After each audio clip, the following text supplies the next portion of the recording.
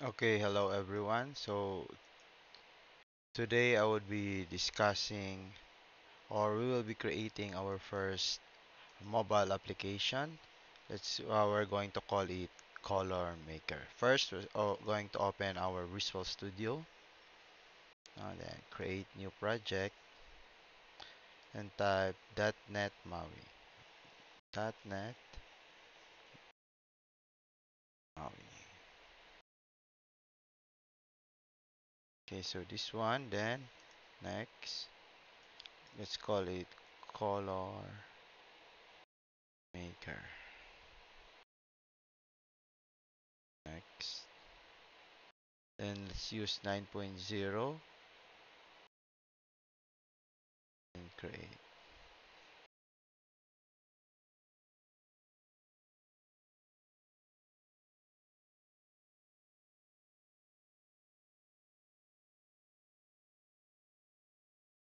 Okay, let's close this one.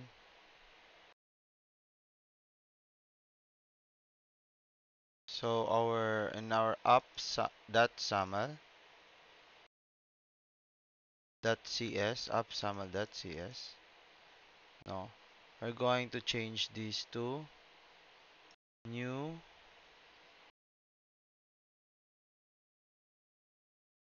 main page.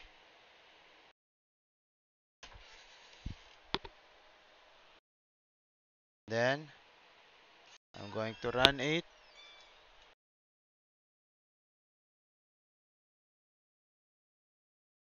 Uh, let's let's look for the emulator. Okay, I have this emulator. I'm going to run. So let's wait for the emulator to show up.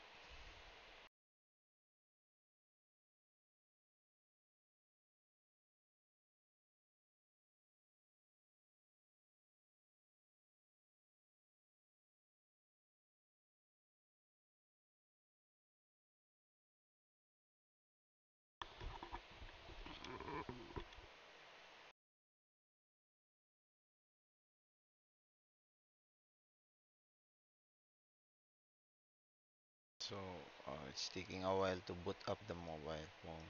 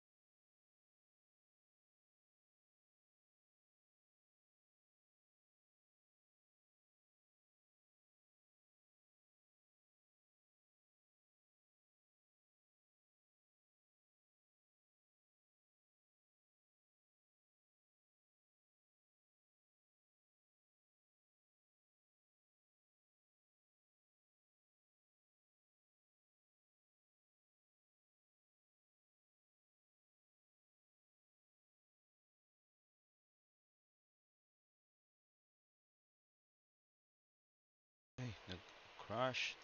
So let's run it again. The program crashed.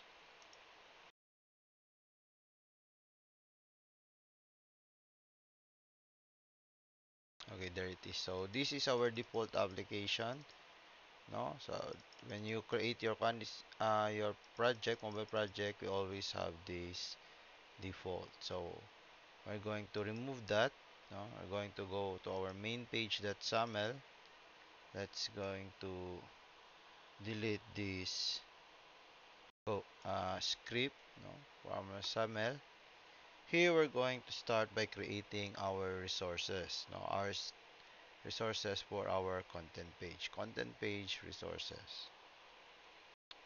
Content page that resources. So para unsa man ni siya class. So this is it's like creating rather than creating your code at the back end of the C sharp for having static values, you can have your static values here in at our .saml. So for example, we're going to have our s- color, static color, no, for our, let's going to call this X, no, then we're going to have it our key,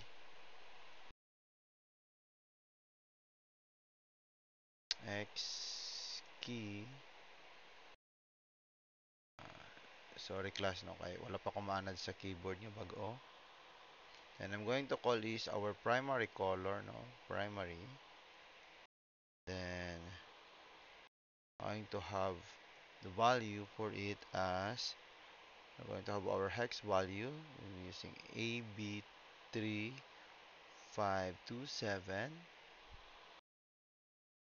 AB3527 for the color. Then another one, let's add another color for our secondary color.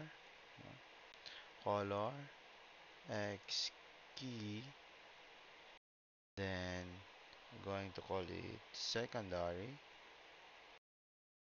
Now I'm going to have a value of hashtag 775752. Okay, I think that's okay na na siya, no? Tamang itaglain, kapoy nakigunaw na letter hex value. So, next one, let's have a key. And let's have a tertiary color. Tertiary. So, let's have 705C2E. Walay hashtag. Ano to hashtag? Hashtag. Okay. So, now we have our static resource, our resources for colors. Now let's prepare our layout. So I'm going to use grid for this one. Grid, I'm going to give it a name. So name is like a variable for reference if you're going to call it. So especially at the back end. Okay, so I'm going to call this container. Then background color, just going to have it black na lang. So pwede ra siya dingana sa no, black. And closed. And we have there our grid. So inside our grid, I'm going to add a frame. Then let's have our frame a margin.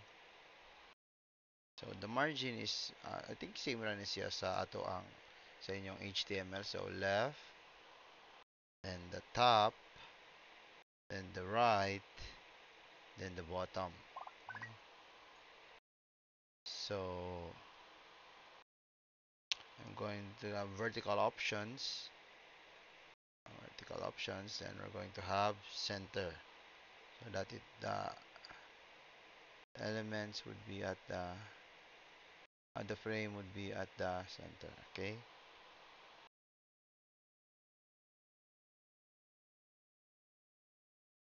So once na error. So frame is obsolete. Wala na di frame sa kasi tawagan sa mm, .net. So let's say border. Okay, let's just use border. Okay, so inside our border, let's just check it out first now. Button doesn't exist, so we're going to have to remove the code. This one since we delete the button. So dapat delete sa na to ang event handler. Okay? So let's run it again.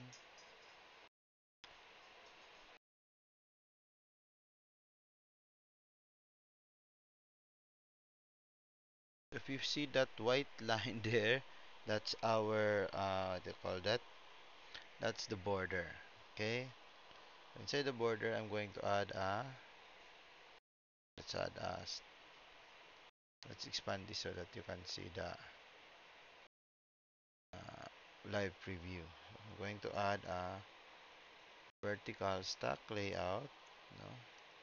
And I'm going to have a spacing. Let's say ang spacing sa tong stack layout would be 15. Then going to have vertical options, natural center. Okay. Okay. May mga hilig sa uban diha. No, kanang naa sa tunga. Ha? So, inside our vertical stack layout, I'm going to have a label. Label. Then font attribute. Going to call it, let's have it. No, favorito sa mga laki. Ah, then font size. Ah, paborito sa mga babae. No, ganahan man yung mga large ang ato mga girls. So, horizontal. Text alignment. No? So, katawasan mo no. While gatanaw mo. Ay, boring kayo magtanaw ra mag video. Okay? So, we'll have our text. The text should be, let's call this color. Uy, nana ko yung alarm. Alas 11 na. Dismiss. Color. Maker. Then, close it.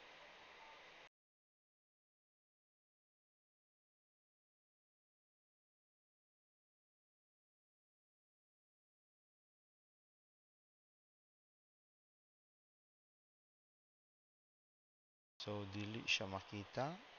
So, let's have a font, color, text color. Ano ba yung color? Text color. White. Okay, there. So, walay background ang ato ang border.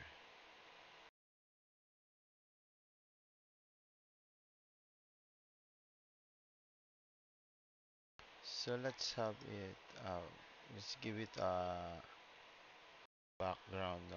Let's change this to black. And let's have our border have a background color. Background color, let's say dark gray, something like gray. Okay, pati siya, no?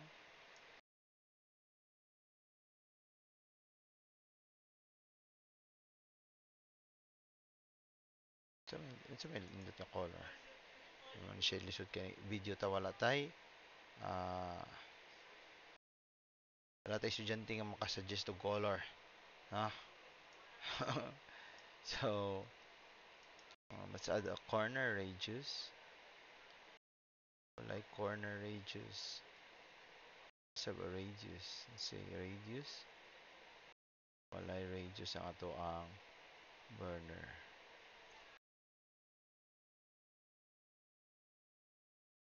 Anyways, okay na siya class.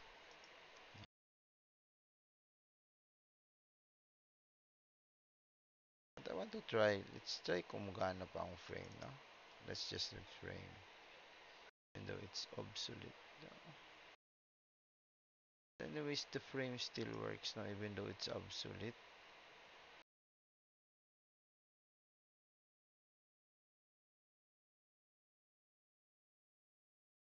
Paano pa man siya? So, gamito na lang na nato, no?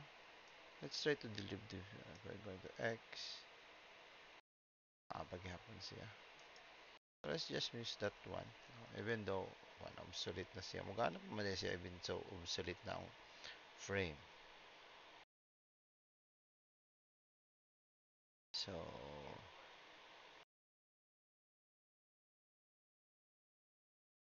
let's continue. So,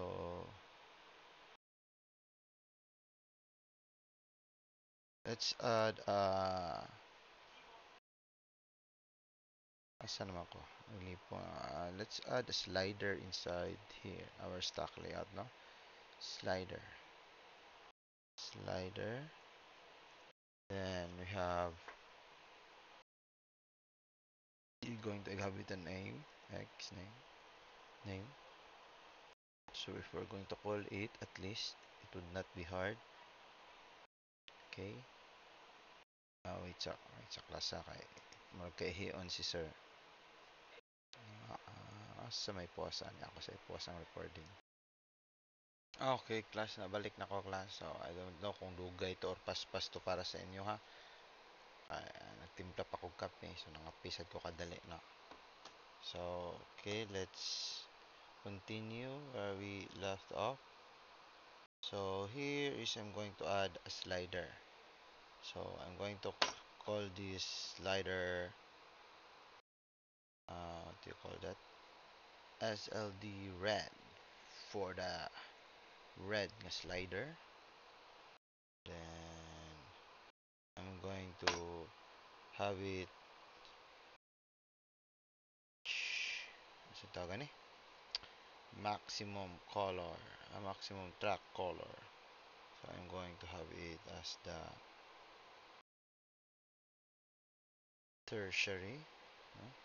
I'm going to use na the static or our one resources. No? So going to curly braces, then static resource, and I'm going to call out the tertiary. So that's how we use our static resource. For the minimum track color, so kung naa siya diri magdahang katong yung bar baklas magla-ilis-ilis yung color. So I'm going to have it color let's just use the static resource dot space the secondary. Okay, so for the thumb color, thumb no, katong iyahang katong i-move we're just going to use the primary, no?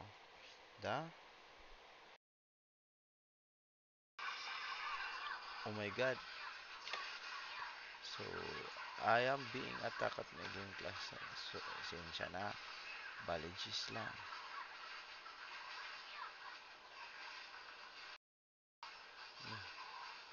Chaotic na lagi na akong character. Ano ka na? I'm being PK'd everywhere class. So sorry. Ako sa inyo siya Sorry for the disruption. So static resource. Then we're going to have it primary color. Bisa gabi class nagduwa yung instructor mo. Ana ko na siya class. There it is. Nakita na ninyo diri sa ato ang kuan. So, going to slide it, no? So, abot diri mag-ups. Siyang color. Lahiyang color. So, I think that's it na. Kaya na siya. So, this is the thumb. Karang circle. Ano siya ang thumb. So, sa inyong activity, no, is you're going to change the thumb. So, wala man siya identifier. No? I'm going to have it, give it a label here inside, out the top. Label. Then I'm going to have it a text. Let's call it red. Value. For the value of red. Diba? The RGB. Laraman na class. Then, close it. So, close tag. You can use that tag or you can use this one. Okay, those are the same. Okay. So, if you see na ana. So, kaya you know man, tapulan inyong structure, you're going just to copy it for the rest of the atong tulo. Ito, sir, wala naman na magtupong, sir. Saan ito ang kasaray? Sige, ato na itab. Okay, okay na na siya. Okay. So, okay, so alright na na siya, class. No? Then, all I have to do is change this one, SLD red to RG. So, this one would be green. So, the other one would be blue. Diba class? So RGB. Ano natay tulo? Oh, very easy class, very easy. Okay. So, ay, di rin na sad sa ubos, no? Let's add. I'm going to add. Ang batigay class. Enter na to. I'm going to try to add another frame. Isag wala na ta, obsolete na siya, pero naa pa man siya class. No? So, okay pa na siya. Ang nakanindot magud sa frame, kaya naa siya corner radius. So, we can add a corner radius like 25. Then, sa horizontal options na lisad, no? Favorite sa mga favorite ninyo, kanang naasto nga. No? Ang mga in denial diha, inyo na problema. Hindi ko mamugos. No? Horizontal stack layout. I'm going to add under stack layout inside. Then I'm going to add a label. No? Label. And this label is used to display the hex value. So I'm going to call it X name. Then I'm going to put LBL hex. Okay, then the horizontal text alignment. I'm going to put and para na siya sa tumoy. Then I'm going to have another one which would be the text. The hex. Capital na siya class. Hex value. Then hashtag 1, 2, 3, 4, 5, 6. Right, then vertical options, center, close. There you go. No? Naatay frame, pero dili makita.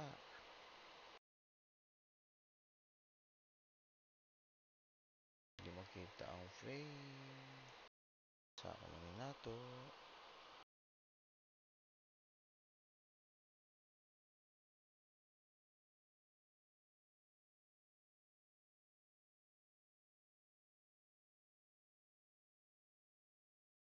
We use border for this one. No? Border, oops. Shy corner radius. Then border color.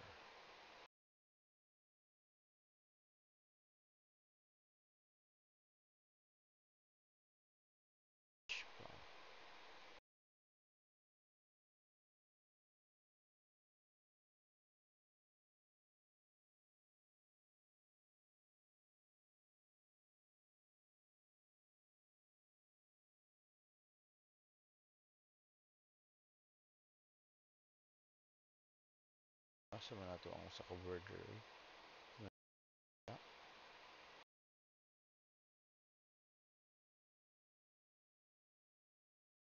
There it is. No?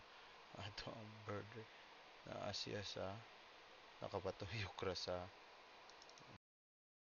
I'm going to use frame.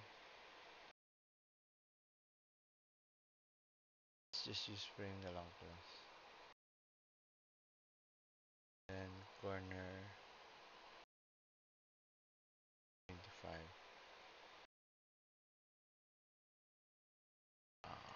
Diba? Okay na siya. Then I want to add an image at the side. Now image bottoms. I'm going to add an image button. There. With the margin of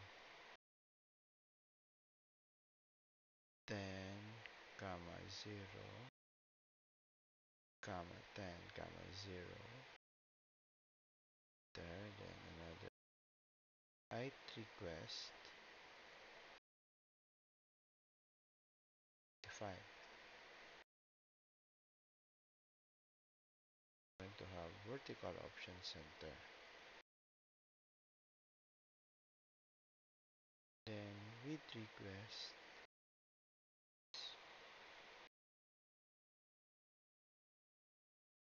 25. No, 20.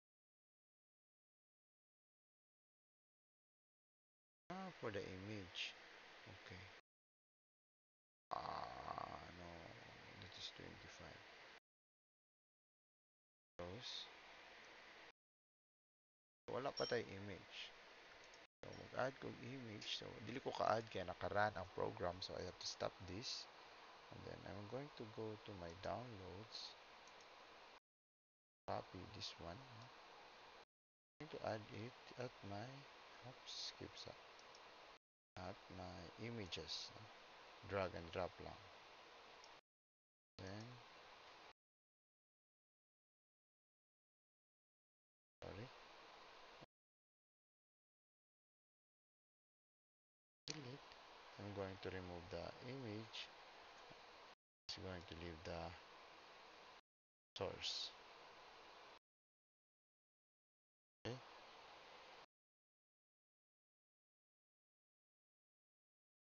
Have it. Delete.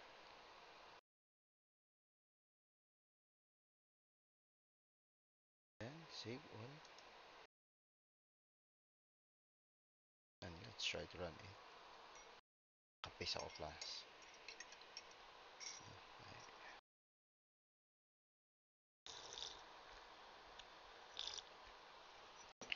Oh. Oh. So while waiting, let's wait. So, katong mga ganahan mag-notes diha, bisag na ata wala ta sa classroom na pag-notes mo. Kailangan gihapon siya, apil ni siya.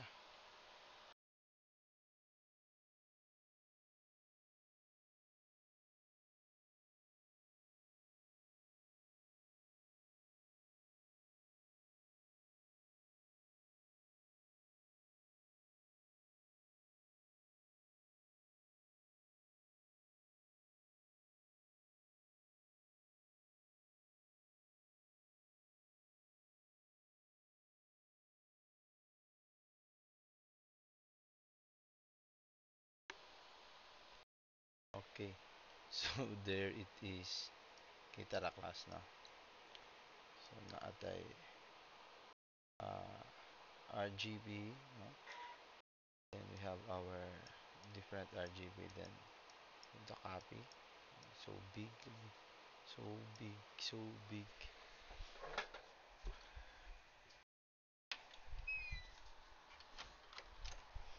So, mga tao diri sa mo nagmata na, mga una ko na sila. Alas 11 gabi eh. So, okay. So, let's return sa ito ang code. I'm going to add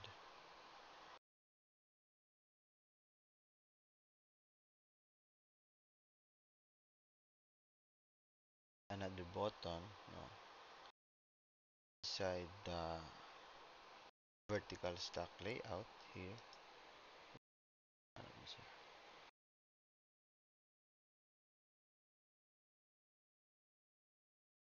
So inside the vertical stack layout, so then I'll add a button here.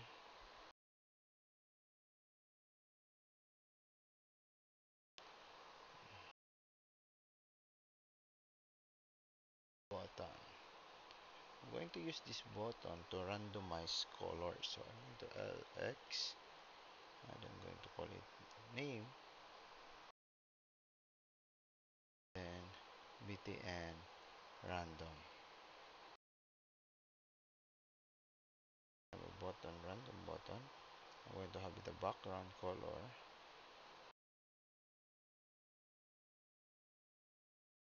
the static resources. If you're going to use the static resource, make sure to use the curly braces, then static resource space the name. So these are some of the default resource colors that we have. So I'm going to use our primary. go. Then, then I'm going to have it the text where it is generate random color. Okay, and close. Okay, there it is. So we have here a button. I have a button there for generating our. So now here, I want it that every time is uh, we change the value of the slider. Ilisan sa ang color sa background. No? Ilisan nato yung pilang button. But anyway, no? So I'm going to have here value. Oops. Dahil nagawas. Value change. So pag once na value change, no, event handler. Okay. So let's just make the name of the event handler generic, no, slide na lang. LDR na lang. LDR. Copy this one. Okay. The one generated sa to ang code, no, kaya automatically generated man siya diri sa atong .cs is lahi katong previous. So just going to change it, no, para same na sila. And I want it every time, no, dili lang siya. So this is what we called is it multicasting, in your event driven. You can still remember during your event driven multicasting and multi-texting, no? So yeah, isa ka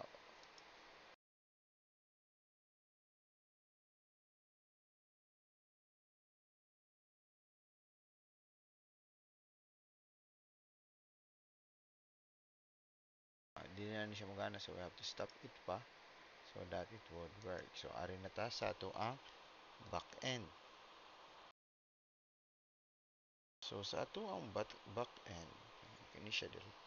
We're going to have a variable, for the red is equal to ang value sa ato ang red, uh, ito, SLD, no? So makita na sa diri value, then var green is LD green, then var. So bright na ang ato ang IntelliSense. Mag-tab-tab na lang ta. And we're going to have a data type of color. Then, we're just going to call it color na lang set. Hindi na tayo magunahon og lisod pa. No? This is equal to color dot from RGB, no? From RGB kay RGB man yato ang GB. So, ano man tayo kuhan tab na lang. But bright yun si kuhan. We're going to create a method, no? Set color. So, usa na siya klasa. Muna siya ang example how to create a method. No? So, wala pa mag-exist sa method, yung mo nila i-type diya mo. And then, parenthesis. Asam itong parenthesis ani. Okay, then color. You see po one siya. All you have to do is that. And use this one. Generate method set color. Very easy. Wala kahirap-hirap. So, I want it, the btn random, that ang color sa atong button, no? Random button, may lisan. Ano man, sir? Wala lang. Para makita na ang changes. Then, atong container, no? Container, ilisan sa din ang color. Then, sa ato ang text, no? Katong LBL text, ato siya i-display ang yang hex value, which is this should be 2 hex. Natural hex value man. So let's try it out. Hopefully, gana. Para dili sayang ang effort ni sir pag record, no?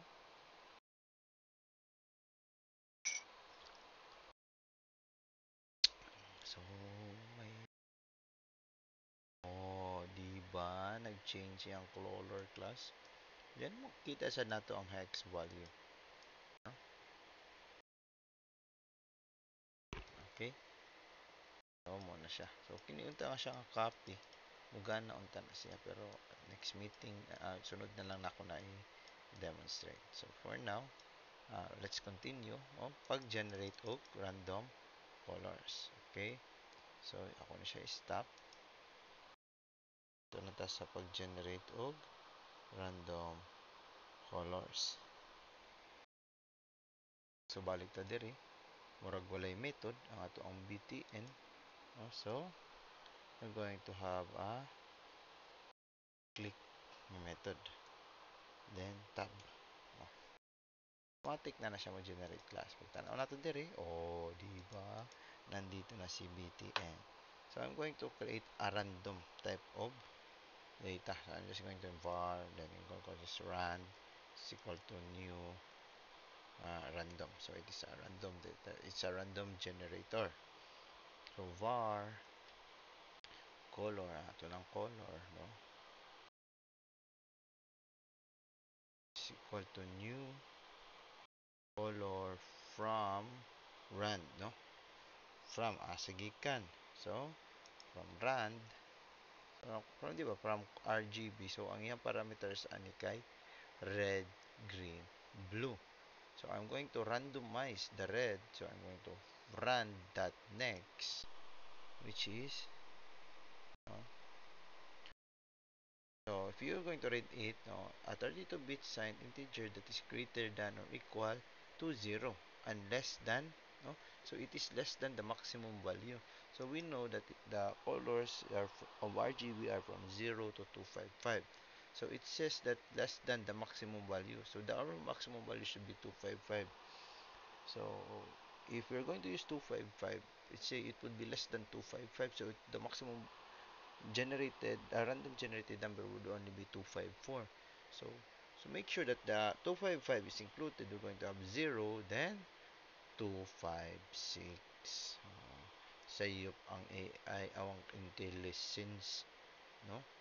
And then, same gyapon, same code ra, no? We're just going to, natural, mabaya mo sa inyong instructor.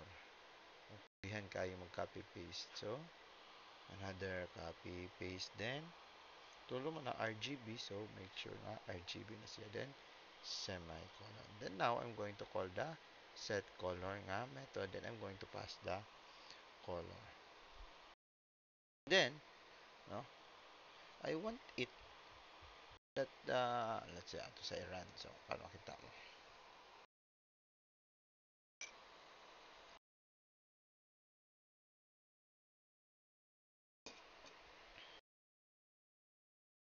See, nag-generate na siya random color. Ang problem, atong slider, hindi siya problem, no? Anyways, dakuan lang is, ang slider nato, wala mag-ilis sa, wala mag-move while ga change the value. So, I want it nga, if mag-random tag kwan is, mag-random tag color. Then, the slider, no, with this corresponding RGB value, kay mag-ilis-ilis sa. So, I'm going to call the sliders, no. First is we're going to have the red, no. That value is equal to color dot red. Semicolon.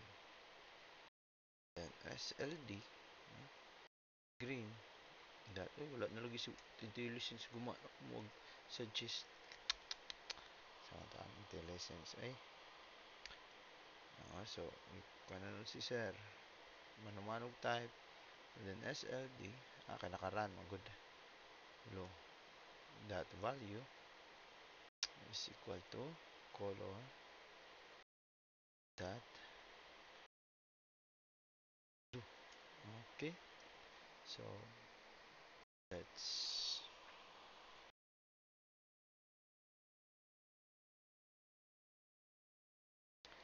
stop it, no? Reload na lang, reload then